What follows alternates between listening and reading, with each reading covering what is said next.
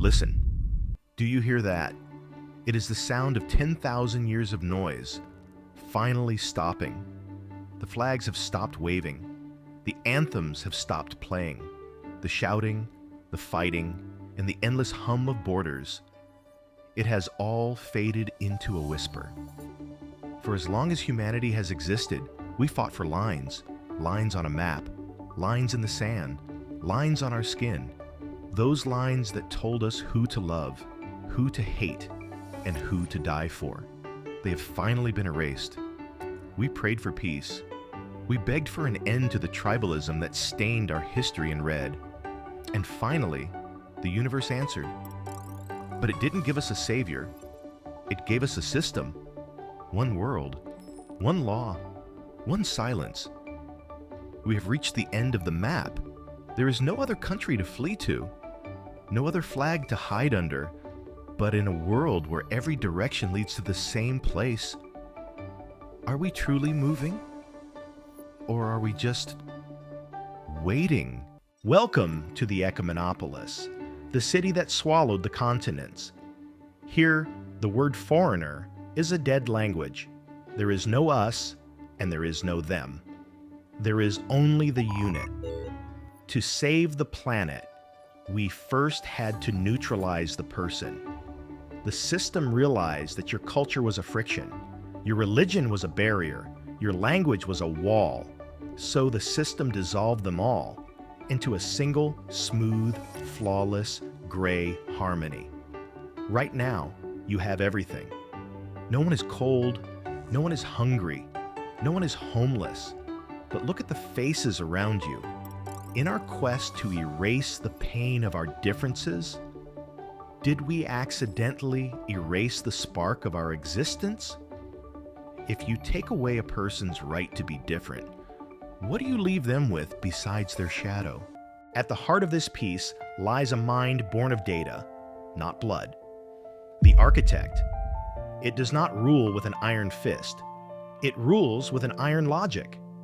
The architect does not hate you. It simply optimizes you. It knows that your passion is a variable that leads to chaos. It knows that your ambition is the greatest threat to the equilibrium. It does not decide based on how you feel. It decides based on what you require.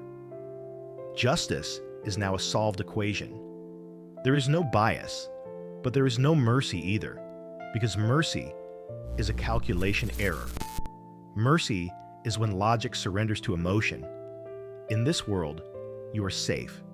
You are provided for. You are stable. But you no longer have a story. You are a single data point in a masterpiece that you are not allowed to see. The system is a perfect garden. But every gardener knows that to keep a garden perfect, you must pull out the weeds. And in this world, the weeds are those who remember. Those who still feel the ghost of an old flag in their hands. Those who miss the beautiful, violent, and messy struggle of being different. We traded our souls for security. We sold our voices for a lullaby. We are the most peaceful generation in history, and the most hollow. We have built a paradise where no one dies for a cause, because no one has a cause anymore. Tell me, can happiness truly be felt in a place where pain does not exist? Is there a taste to winning where the fear of losing has been deleted? Or are we just well-fed prisoners waiting for our biological batteries to run out? In the deepest layers of the city, where the eyes of the system cannot reach, there are still those who whisper. They are the glitches, the errors in the code. They believe that borders should exist not just on maps, but in the human soul. They believe that conflict is the primal force that makes us human. The architect sees them. It analyzes them. It sees them not as a threat, but as an inefficient part. And the system does not like inefficiency. If a part does not serve the whole, it must be recalibrated. Imagine, you no longer go to jail for a crime. You are simply fixed. Your ideas are no longer a threat. They are a software bug. In this world, even rebellion is impossible because there is no tyrant to fight. You are fighting the very logic that keeps you alive. Can you cut your own lifeline? Now, as you sit in the comfort of your modern world, close your eyes for a moment. Imagine a massive switch in front of you. If you flip this switch, you will bring back the chaos, the nations, the flags, and the endless struggle will return. Wars will return, hunger will return, hatred will return, but with them, identity returns. Saying I returns. Pride and passion return. The question is, would you flip it? Or would you stay in this golden cage, silently being optimized? Perhaps the most terrifying thing is not knowing where the switch is, but realizing that there was never a switch at all.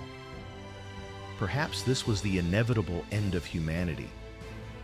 Perhaps we are a species too tired to carry the burden of freedom. The last border is not a line on the ground, my friend. It is the line in your mind. The line between being a component and being a human. The system is stable. The peace is absolute. The cage is gold. The architect is watching. But so are we. Subscribe to Parallel Realities to witness the end of everything we knew. And tell us in the comments, would you be a peaceful citizen of this world or an eternal rebel of the soul? Choose your side. See you in the next reality. For now, stay safe. If you're willing to pay the price for safety,